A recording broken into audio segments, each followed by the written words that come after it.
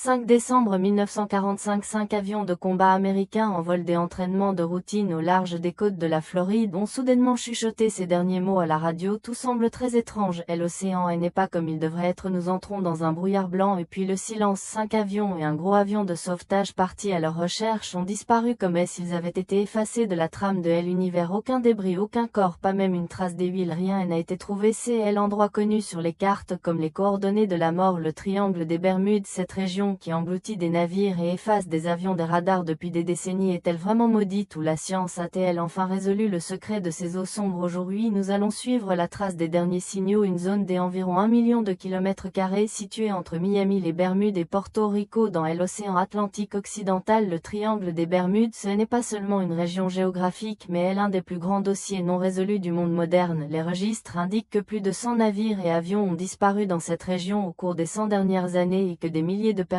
se sont volatilisées sans laisser la moindre trace. Saviez-vous que même Christophe Colomb en 1492 a noté dans son journal une étrange boule de feu tombant du ciel dans la mer et la boussole tournant follement en passant par cette zone? Il semble que les anomalies dans cette région étaient là bien avant que l'humanité ne lui donne un nom. Alors que ce qui rend cette zone si dangereuse? Les extraterrestres, est l'énergie du continent perdu de l'Atlantide, ou une réalité physique bien plus terrifiante, est l'événement qui a mis la légende des Bermudes à l'ordre du jour du monde moderne? Est le cas du vol 19. 5 bombardiers torpilleurs ont décollé sous la direction du lieutenant Charles Taylor, un pilote expérimenté. Le ciel était clair et les avions étaient en parfait état, mais avant que 2 heures ne se soient écoulées depuis le vol, des voix remplies de panique ont commencé à s'élever à la radio. Taylor disait que leur boussole était cassée et qu'il ne savait pas où il se trouvait. L'un des derniers enregistrements radio comprenait cette phrase: nous ne savons pas où nous allons, nous entrons dans des eaux blanches. Ce terme des eaux blanches apparaîtra plus tard dans de nombreux cas de disparition. Le plus intéressant est que le géant avion de sauvetage PBM Mariner, envoyé à la recherche de ces 5 avions et transportant 13 personnes, a également disparu 20 minutes après son décollage. Rien n'est resté ce jour-là à l'exception d'un seul signal radio. Le ciel a englouti 7 avions et 27 soldats cette nuit-là. Les scientifiques ont enquêté sur cette situation de disparition soudaine pendant des années. Comme un énorme navire pouvait-il couler en quelques secondes sans même pouvoir envoyer un signal de détresse? La réponse peut être cachée sous le fond de l'océan. Dans cette partie de l'océan, des énormes gisements des hydrates de méthane se trouvent sous la croûte terrestre. Des mouvements tectoniques ou de petites secousses peuvent provoquer la libération soudaine de ce gaz. Imaginez une énorme bulle de gaz méthane et s'élevant du fond de la mer vers la surface. Cette bulle abaisse soudainement la densité de l'eau à tel point que l'eau ne peut plus porter un navire. Le navire coule au fond de l'océan en quelques secondes sans recevoir de dommages, comme s'il tombait dans un vide. Cette théorie explique également pourquoi aucun débris n'a été trouvé. Un navire coulant à cause d'une explosion de gaz méthane ne laisse ni huile ni pièces à la surface. Il est piégé directement dans les profondeurs. De plus, ce gaz se mélangeant à l'air peut également affecter les moteurs des avions, provoquant l'arrêt des moteurs et le crash de l'avion. Mais attendez, ce n'est qu'une des théories.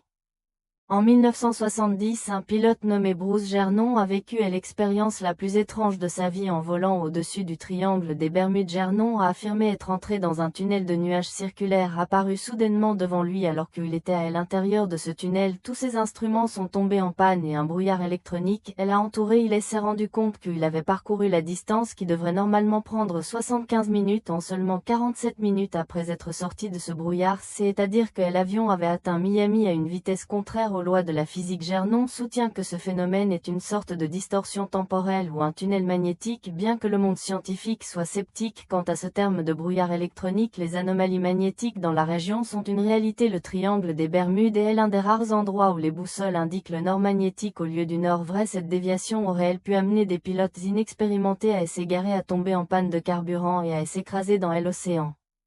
Outre le gaz méthane et les erreurs de boussole, la nature sauvage de l'océan lui-même est également suspecte. Le triangle des Bermudes est le point des intersections de violentes tempêtes et des ouragans. De plus, est l'un des courants les plus puissants au monde. Le Gulf Stream passe juste au cœur de cette région. Lorsque ce courant chaud du sud entre en collision avec des tempêtes du nord, des vagues scélérates apparaissent. Ces vagues peuvent atteindre 30 mètres de haut, ce qui correspond à la hauteur d'un immeuble de 10 étages. Elles sont assez fortes pour briser en deux les navires de charge les plus modernes. Le Gulf Stream est si rapide qu'il peut emporter l'épave d'un navire coulé à des kilomètres en quelques heures. Cela explique pourquoi les équipes de recherche et de sauvetage n'ont jamais rien trouvé. Il y a des abysses entre l'endroit où ils cherchaient et l'endroit où se trouvaient les débris. Les principaux événements qui alimentent le mystère sont parfois des cas où des débris sont retrouvés mais les gens ont disparu. En 1921, le navire Carol à Deering a été retrouvé parfaitement intact au large des côtes de la Caroline du Nord. Les voiles étaient ouvertes, la nourriture était sur la table, le journal de bord du navire et tous les effets personnels de l'équipage étaient là, mais il n'y avait pas une seule âme vivante. L'équipage semblait s'être évaporé et s'être envolé. Ensuite, il y a le cas de l'USS Cyclops en 1918. Il a disparu avec plus de 300 passagers sans aucun appel de détresse. C'est l'une des plus grandes pertes de l'histoire de la marine américaine. Le président Woodrow Wilson a déclaré à l'époque: seul Dieu et la mer savent ce qui est arrivé à ce navire. Il est toujours ahurissant qu'un navire aussi grand ait disparu sans même avoir pu utiliser la radio. Ces dernières années, la technologie satellitaire a remarqué un événement météorologique très étrange dans la région des nuages hexagonaux. Ces nuages créent presque un effet de bombe à air dans le ciel. Des micro-rafales atteignant 250 km/h descendent de l'air vers la mer comme un énorme coup de poing. Cette vitesse de vent peut immédiatement écraser des avions en mer et faire chavirer des navires en créant des énormes vagues à la surface. Si un pilote ou un capitaine rencontre l'une de ces bombes à air invisibles, la chance de survie est presque nulle. La science pense que ces vents soudains et imprévisibles peuvent être derrière les décès dans le triangle des Bermudes. Maintenant regardons l'autre côté de la médaille. Si le triangle des Bermudes est si dangereux, pourquoi des milliers de navires et des avions passent-ils par cette région chaque jour sans aucun problème? La célèbre compagnie des assurances Lloyds de Londres dit quelque chose de surprenant sur la base des dossiers qu'elle tient depuis des années. Le triangle des Bermudes n'est pas plus dangereux que des autres régions océaniques fréquentées du monde. Selon les statistiques, le taux des accidents dans la région est proportionnel à la densité du trafic maritime. Donc en fait le mystère ici pourrait-il être un jeu de perception créé par les médias et les livres? L'esprit humain aime transformer tout ce qu'il ne peut expliquer en une histoire mystique, mais peu importe ce que disent les statistiques, ces épaves inexpliquées et ces signaux finaux au fond de l'océan attendent toujours une réponse quelque part par là.